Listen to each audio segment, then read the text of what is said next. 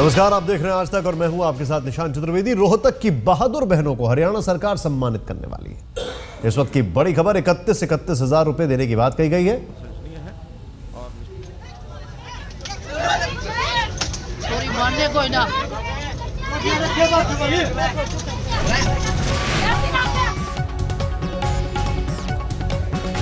बहादुर बहनों को सम्मानित करेगी हरियाणा सरकार।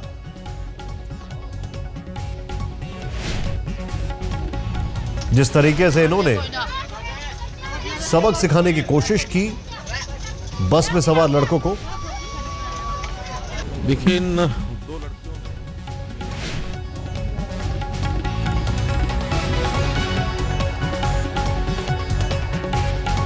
बहादुरी पुरस्कार देगी सरकार। और इतना ही नहीं, रोहतक में चलती बस में मंचलों की धुनाई करने वाली बहादुर छात्राओं को हरियाणा सरकार सम्मानित जो करने वाली है। सरकार ने यह भी फैसला लिया कि दोनों बहनों को 31,000 का इनाम दिया जाएगा। कोर्ट ने तीनों आरोपियों को आज 6 दिसंबर तक के लिए जेल भेज दिया।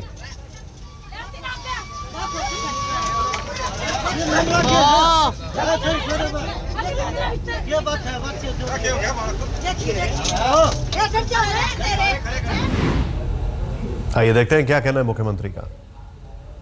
देखिए इन दो लड़कियों ने जिस प्रकार का एक साहस का काम किया है वो प्रशंसनीय है और निश्चित रूप से आत्मरक्षा की दृष्टि से भी और वैसे भी समाज में जो महिलाओं की, लड़कियों की छेड़खानी का जो विषय, इससे बंद होगा ये सारा विषय। इन बहादुर लड़कियों ने जो काम किया, इसके लिए हम इनको 26 जनवरी को बहादुरी का जो पुरस्कार होगा वो देंगे।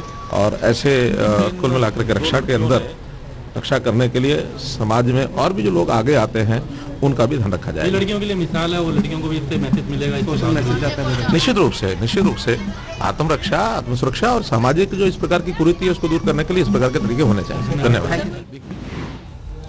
रोहतक की घटना ने देश में एक बार फिर महिला सुरक्षा पर सवाल जो है उसको बड़ा कर दिया है। क्या कहना है अलग अलग पार्टियों की महिला नेताओं का, आइए देखते हैं।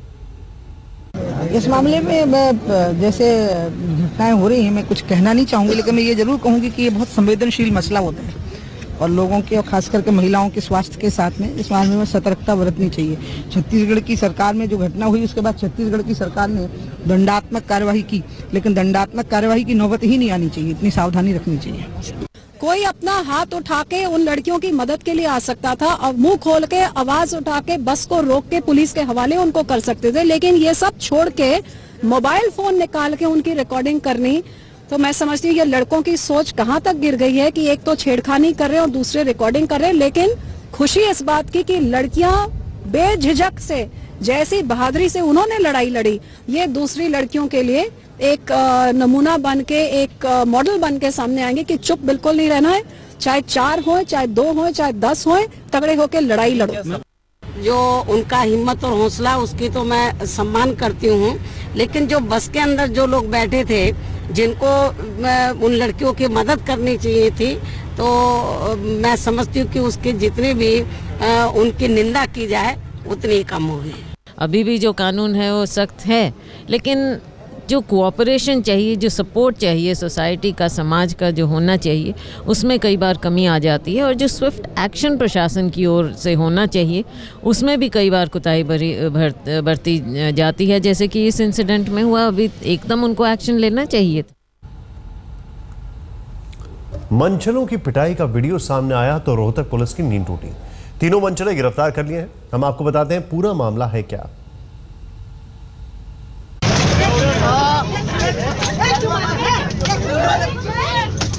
मारने कोई ना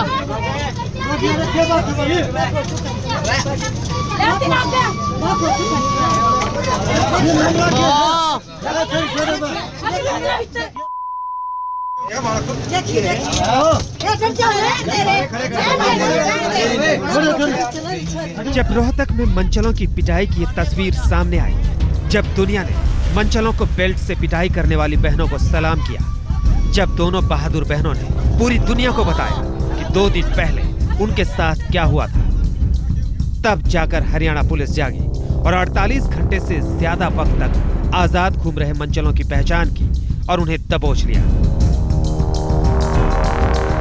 गिरफ्तार किए गए मंचलों के नाम हैं दीपक, मोहित और कुलदीप। गिरफ्तारी के बाद आरोपियों की हेकड़ी गुम है और आरोपों से इनकार कर रहे हैं। ऐसी कोई बात नहीं, शीट के ऊपर हुआ था। ये तो वीडियो रिकॉर्डिंग के अंदर है। तो फोन बगा रहा था, उसके ऊपर छेड़खानी कर रहा था। नहीं सर, फोन की कोई बात नहीं। वो लड़कियां झूठ बोल रही है कुछ? ये सर, ये तो सरासर झूठ। फिर इस बात को लेकर आपने लड़कियों पर मारपीट क्यों की? तो गाली गलौज कर रही थी, इसलिए मारना शुरू कर दिया? पहले उसने मारा था सर। अच्छा, और तुम तीन लोग? हमने तो मारा भी नहीं सर उनको। इस बीच हरियाणा सरकार की भी नींद टूटी है। बहनों की बहादुरी देखकर उन्हें 31,000 इनाम देने का ऐलान कर दिया है। आरती और पूजा दोनों बहनों ने मंचलों से निपटने में जो बहादुरी दिखाई है, मैं चाहूँगा कि हर बेटी और बहन इसी प्रकार की बहादुरी दिखाए और उनकी बहादुरी का हम सम्मान करते हैं और इसलिए उनको 31,000 रुपये से पुरस्कृत करेंगे और जो भी ऐसे मंचले हैं उन सबके खिलाफ कार्रवाई होनी चाहिए। सरकार जो है उनके खिलाफ कार्रवाई करेगी। अब आप पूरी कहानी सुन लीजिए। शुक्रवार के दिन सोनीपत के गांव की रहने वाली पूजा और आरती नाम की ये दो बहनें रोहतक के कॉलेज में परीक्षा देकर घर लौट रही थी। दोनों हरियाणा रोडवेज की बस में सवार थी। तभी 3 मंचलों ने छेड़छाड़ शुरू कर दी। थोड़ी देर तक तो दोनों बहनें इस बात का इंतजार करती रही कि कोई मुसाफिर विरोध करेगा, लेकिन जब निराशा हाथ लगी तो खुद ही मंचलों पर टूट पड़ी और बेल्ट से जमकर धुनाई कर दी।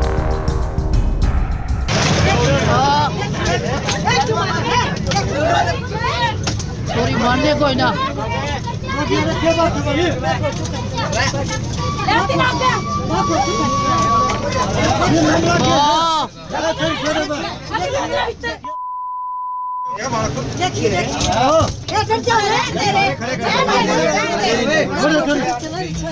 घर जाकर दोनों बहनों ने पूरी कहानी अपने घर वालों को बताई और मामला पुलिस तक भी।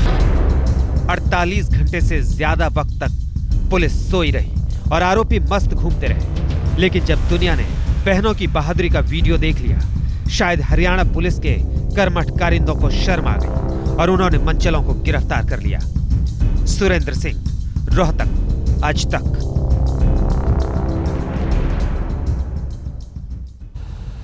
अगर वीडियो नहीं आता तो शायद पुलिस गिरफ्तारी भी नहीं करती है।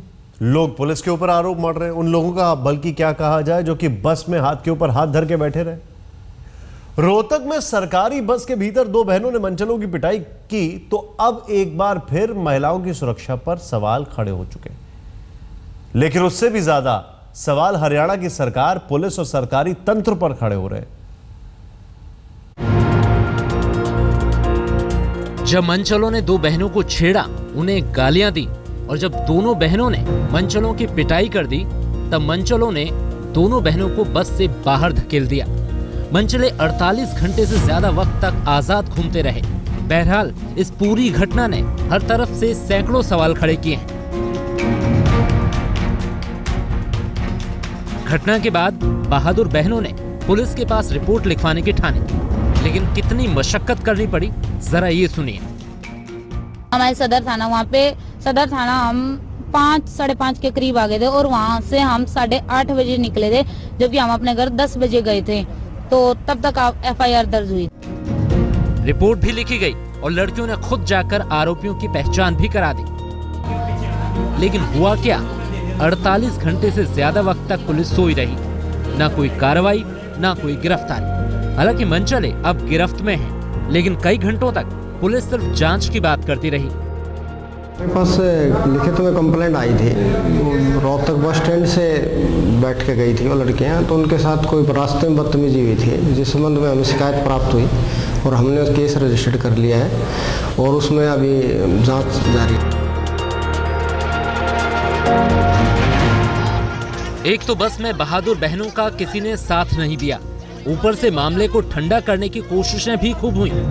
परिवार और पंचायत ने मोर्चा संभाला और शायद पंचायत ने पुलिस पर भी दबाव डाला, लेकिन बहादुर बहनों और उनके पिता ने किसी की परवाह नहीं की। वो तस्वीरें मीडिया को दे दी और तब जाकर हुई गिरफ्तारी। लेकिन इन सब के बीच हरियाणा की सरकार से भी सैकड़ों सवाल पूछे जाने हैं। किसी थाने में बस को लेकर क्यों नहीं गया बस का ड्राइवर? बस के ड्राइवर कंडक्टर ने मंचलों को फरार क्यों होने दिया? बस के ड्राइवर कंडक्टर ने पुलिस को खबर क्यों नहीं की? बस हरियाणा रोडवेज की थी तो कार्रवाई क्यों नहीं की? हरियाणा रोडवेज की बस में महिलाओं की सुरक्षा के क्या इंतजाम हैं? सरकार तो बदली, लेकिन क्या ऐसे बदलेगी हरियाणा की सूरत? महिलाओं और लड़कियों को लेकर हरियाणा का समाज वैसे भी बदनाम है। अब इस घटना ने कई सवाल या निशान और लगाए हैं। सूबे की नई सरकार को ढेरों सवालों का जवाब देना होगा और सैकड़ों सवालों के जवाब ढूंढने होंगे। रोहतक से सुरेंद्र सिंह के साथ आज तक ब्यूरो।